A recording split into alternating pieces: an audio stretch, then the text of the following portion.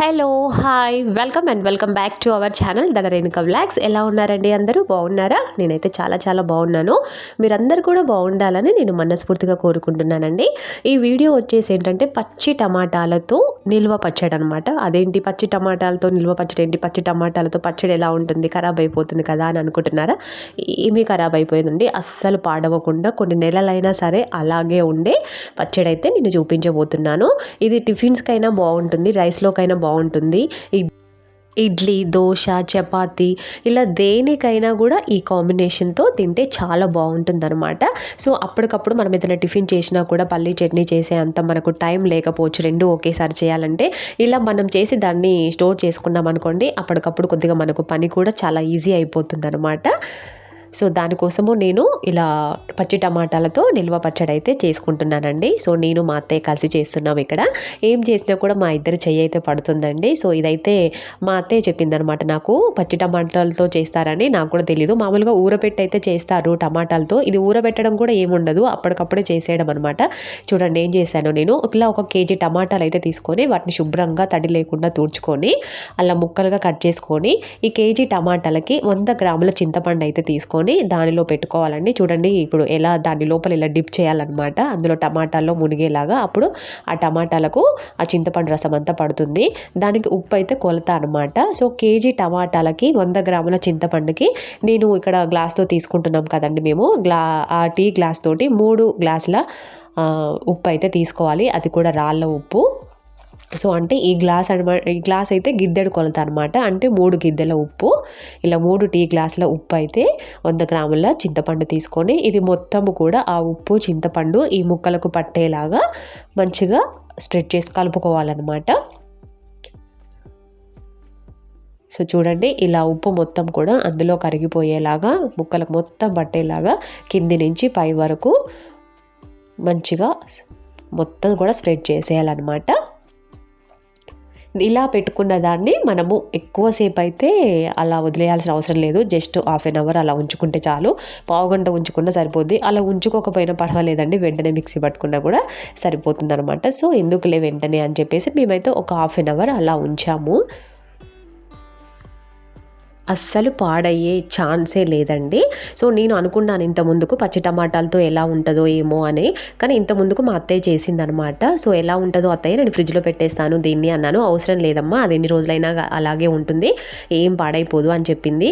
So అలాగే చూస్తే అది 10 days నేను అలాగే బయట ఉంచాను. చాలా ఇష్టంగా తినండి ఆ గిన్నెడు పచ్చడికి నేను ఒక్కదాన్ని తినేసాను అనమాట. అంత బాగుంది, అస్సలు పాడైపోలేదు. ఇక్కడ చూడండి ఇంకా మనం ప్రాసెస్ చేసేద్దాం. ఇప్పుడు ½ an hour తర్వాత ఇలా మూత తీసి చూసుకుంటే మొత్తం కూడా బురుజులు వచ్చేసింది చూడండి, అది ఊరిపోయింది అనమాట. ఉప్పు చింతపండు కలిసి ఇలా పైకి నురకలుగా వచ్చేసింది. ఇంకా దాంట్లోకి కావాల్సిన ఇక్కడ వెల్లుల్లిపాయలు, కారం అయితే దీంట్లో కలుపుకొని మిక్సీ పట్టుకోవాలన్నమాట. సో ఉప్పు అయితే కొలత ప్రకారం తీసుకున్నాం కదా, ఉప్పు ఏ గ్లాస్తో అయితే తీసుకున్నామో అదే గ్లాస్తో కారం కూడా తీసుకోవాలన్నమాట ఇక్కడ. ఇప్పుడు ఇవన్నీ కలిపి మిక్సీ పట్టుకోవాలి.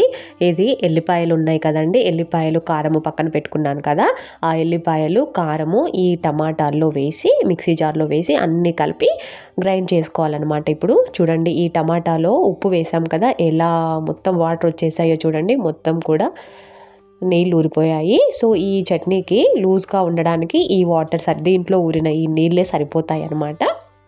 మనం ఎక్స్ట్రా ఈ వాటర్ డ్రాప్ కూడా తగలనీయకూడదు. అసలే పచ్చి టమాటాలు, ఇంకా వాటర్ యాడ్ అయితే ఖరాబ్ అయిపోద్ది అనమాట. అందుకని వాటర్ యాడ్ చేసుకోవడం లాంటివి ఏమీ కూడా ఉండకూడదు, ఇది నిల్వ పచ్చడి కాబట్టి. చూడండి ఇలా మొత్తం కూడా ఈ టమాటాలు బాగా చేతితో మొత్తం ఈ వాటర్ అండి కిందికి డ్రాప్ అయిపోయేలాగా ఇట్లా చేతితో పిసికి అందులో వేయాలన్నమాట. ఇందులో ఉన్న ఊరిన నీళ్ళు అయితే ఉన్నాయి కదండి, ఇవన్నీ తర్వాత మనము చట్నీలో యాడ్ చేసుకుంటాము.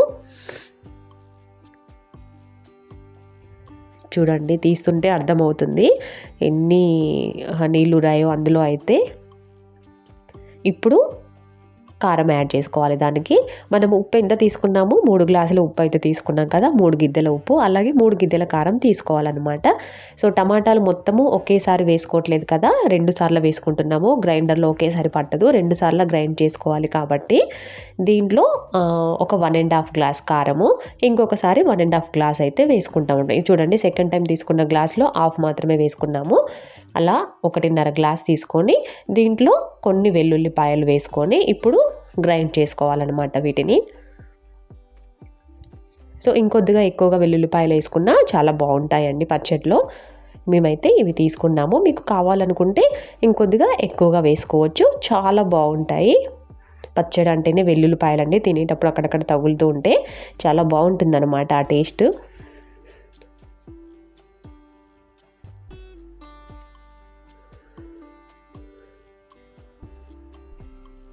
చూడండి కొద్దిగా గట్టిగా ఉంది కదా. ఆల్రెడీ మనము టమాటాలు వాటర్ అని పోయేలాగా పిసికి వేసుకున్నాము, అందులోటి కారం యాడ్ చేసాం కదా, పొడిగా కారము, అందుకని కొద్దిగా గట్టిగా ఉంది. కాబట్టి ఇందాక ఆ టమాటాల్లో ఊరిన నీళ్ళు అయితే ఉన్నాయి కదా, ఆ నీళ్లు దీంట్లో కొన్ని యాడ్ చేసుకొని మళ్ళొక్కసారి గ్రైండ్ చేసుకుంటే దానికి పచ్చడికి లూజ్నెస్ వచ్చేస్తుంది అనమాట. సో ముందే ఈ వాటర్ అన్ని పోసేసుకున్నాం అనుకోండి, అది మీద చిల్లి పడే అవకాశం అయితే ఉంటుంది. సో దీనికి క్లిప్లు కూడా ఏమీ లేవన్నమాట ఈ మిక్సీ జార్కి. లేకపోతే అది గట్టిగా పట్టుకోలేదనుకోండి, మొత్తం కూడా వాటర్ ఎక్కువగా ఉంటే చిల్లి మీద పడతాయి అని చెప్పేసి తర్వాత వేసుకున్నాము. చూడండి ఇప్పుడు ఎలా ఉందో, మెత్తగా అయిపోయింది కదా. ఇంకా ఆ పచ్చడి ఈ కన్సిస్టెన్సీ ఉంటే సరిపోతుంది. ఇది టిఫిన్స్కి కాబట్టి కొద్దిగా కచ్చా పచ్చగా ఉండాల్సిన అవసరం అయితే లేదు. రైస్లోకి అయితే అలా కచ్చపచ్చగా ఉంటే బాగుంటుంది, కానీ టిఫిన్స్కి కాబట్టి కొద్దిగా ఇలా మెత్తగా ఉంటేనే బాగుంటుంది. మన ఇళ్లల్లో ఏదైనా చిన్నపాటి ఫంక్షన్స్ అయితే జరుగుతాయి కదండి, బర్త్డే ఫంక్షన్స్, ఏదైనా వ్రతాలు పెట్టుకొని చాలా లిమిటెడ్ మెంబర్స్ని అయితే పిలుచుకుంటాం కదా మనకు దగ్గర బంధువుల్ని. అలాంటప్పుడు మనము అప్పటికప్పుడు ఎలాంటి హడావుడి లేకుండా చాలా తొందరగా రెడీ చేసుకోవచ్చు అనమాట. మార్నింగ్ టిఫిన్స్ అయితే వేరే అయితే ఎక్కువగా ఏం చేయం కదండి. చాలామంది ఉన్నప్పుడైతే అందరూ తొందరగా చేసే టిఫిన్ అంటే ఉప్మానే కదా. ఇలా ఉప్మా చేసినప్పుడు సో దానికి పల్లి చట్నీ అది ఇది చేయకుండా, నానా హడావుడి అయితే లేకుండా ఇలా తొందరగా అయిపోయేలాగా పచ్చి టమాటాలతో చాలా ఇన్స్టంట్గా చేసేసుకోవచ్చు అనమాట. ఇప్పుడు ఇది సెకండ్ టైం కదా అండి వేసేది. ఆ సెకండ్ టైంకి ఇందాక 1.5 గ్లాస్ కారం వేసుకున్నాం కదా, ఇప్పుడు ఇంకొక 1.5 గ్లాస్ కారం అయితే ఇందులో వేసేసుకుంటున్నాను. చూడండి ఇందాక మిగిలిన హాఫ్ వేసాను ఫస్ట్, ఇప్పుడు మళ్ళీ ఇంకొక గ్లాస్ నిండా తీసుకొని వేస్తున్నాను. మొత్తము 3 గిద్దెల కారం అయితే వేసేసాను. సో కారంతో పని అయిపోయింది, ఇంకా ఎక్స్ట్రా కారం అయితే ఏమి అవసరం ఉండదు, అదే సరిపోతుంది. ఇప్పుడు ఇందాక మిగిలిన వెల్లుల్లిపాయలు మళ్ళీ వేసుకుంటున్నాను. చెప్పాను కదండి మీకు ఇందాక, మనకు ఎన్ని వెల్లుల్లిపాయలు కావాలనుకుంటే అన్ని వేసేసుకోవచ్చు, చాలా బాగుంటాయి.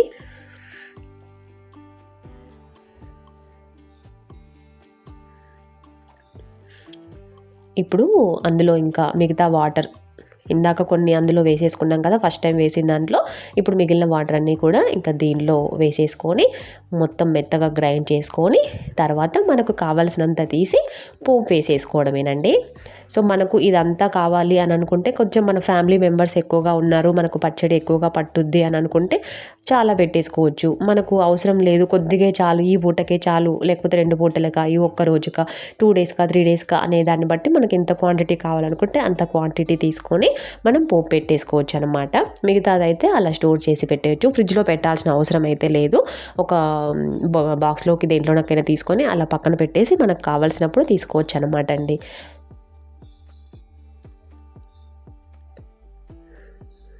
ఇప్పుడు అవన్నీ కలిసి మొత్తం కూడా గ్రైండ్ చేసేసుకుంటున్నాను. చూడండి ఎలా వచ్చిందో ఈ కన్సిస్టెన్సీ, మొత్తం కూడా మెత్తగా గ్రైండ్ అయిపోయిందండి. ఎలాంటి టమాటా ముక్కలు అయితే కనిపించట్లేదు, చాలా మెత్తగా గ్రైండ్ అయిపోయింది. ఈ కన్సిస్టెన్సీ వచ్చే వరకు మనం దాన్ని అయితే గ్రైండ్ చేసుకోవాలి, అప్పుడైతేనే టిఫిన్స్కి బాగుంటుందన్నమాట. సో నేనైతే 2 సార్లు వేసేసుకున్నాను. మొత్తం కేజీ టమాటాలు పచ్చడి పెట్టుకోవడం అయితే అయిపోయింది. సో ఇంకా కొన్ని మిగిలిన వాటర్ అయితే మొత్తం కూడా వేసేసుకొని మొత్తం కూడా ఒక గిన్నెలోకి అయితే తీసేసుకుంటాను. చూడండి ఎంత బాగుంది కదా. మనము ఆల్రెడీ అన్నీ వేసేసాం కాబట్టి ఇలా తినేసినా పర్వాలేదండి, పోపు పెట్టకుండా కూడా తినేయచ్చు. నేను ఇంత ముందుకి ఇలాగే తిన్నాను అనమాట, చాలా బాగుంటుంది పోపు పెట్టకపోయినా సరే. సో చింతపండు ఉంది, అందులో ఉప్పు ఉంది, కారం ఉంది కాబట్టి సో మనకు రైస్కి కావాల్సినంత టేస్ట్ అయితే సరిపోతుంది. సో మిగిలిన వాటర్ కొన్ని పోసుకొని మళ్ళీ ఒకసారి అయితే దాన్ని గ్రైండ్ చేసుకున్నాను.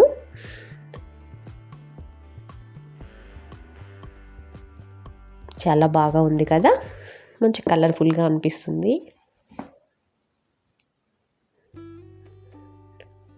ఇప్పుడు దీన్ని అంతటిని కూడా ఒక పెద్ద బౌల్లోకి అయితే తీసేసుకుంటున్నాను.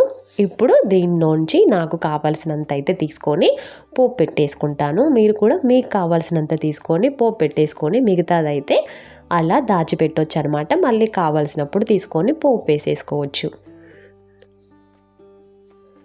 పాడైపోతుందేమో అన్న ఆలోచన కూడా మనకు అవసరం లేదు. కొలతలు కరెక్ట్గా ఉంటే చాలు.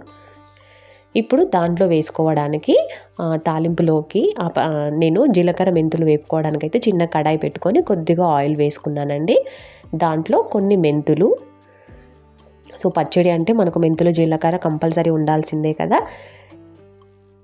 సో మెంతులు కొద్దిగా వేగిన తర్వాత జీలకర్ర ముందు వేస్తే మాడిపోతుంది అనమాట. అందుకని జీలకర్ర లాస్ట్లో వేసుకున్నాను. మెంతులు కొద్దిగా వేగిన తర్వాత ఇప్పుడు దీన్ని ఆయిల్తో పాటే ఆ చిన్న రోట్లో అయితే వేసుకొని కొద్దిగా మెత్తగా నూరుకొని దాన్ని పచ్చడిలో కలిపేసుకోవాలన్నమాట. సో మొత్తం పచ్చడికి కాదండి ఇది.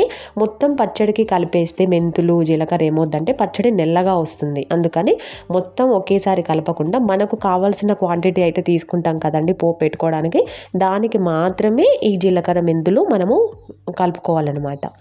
దీంట్లో ఒక 4 వెల్లుల్లిపాయలు వేసుకొని దంచుకోవాలి ఇలా కొద్దిగా కచ్చా పచ్చాగా.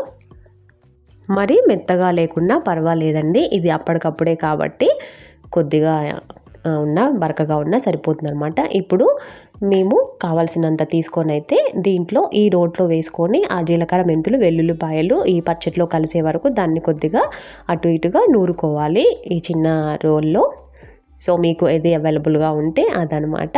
సో మిక్సీలో అయినా పర్వాలేదు. ఇప్పుడు దాన్ని సర్వింగ్ బౌల్లోకి అయితే తీసుకొని దీంట్లో పోపు వేసేసుకుంటాను అనమాట. సో చాలా కొద్ది క్వాంటిటీలో తీసుకున్నాను. జస్ట్ ఒక 4 స్పూన్స్ ఏమో తీసుకున్నామండి మేము.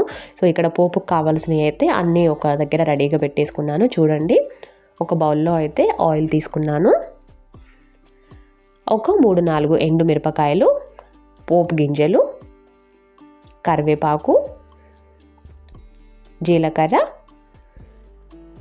వెల్లుల్లిపాయలు, పసుపు, ఇవన్నమాట పోపులోకి కావాల్సిన ఐటమ్స్.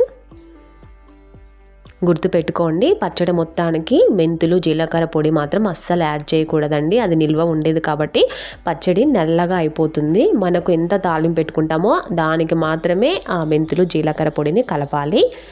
ఇప్పుడు ఆయిల్ అయితే వేసేసుకున్నానండి తాలింపు కోసము.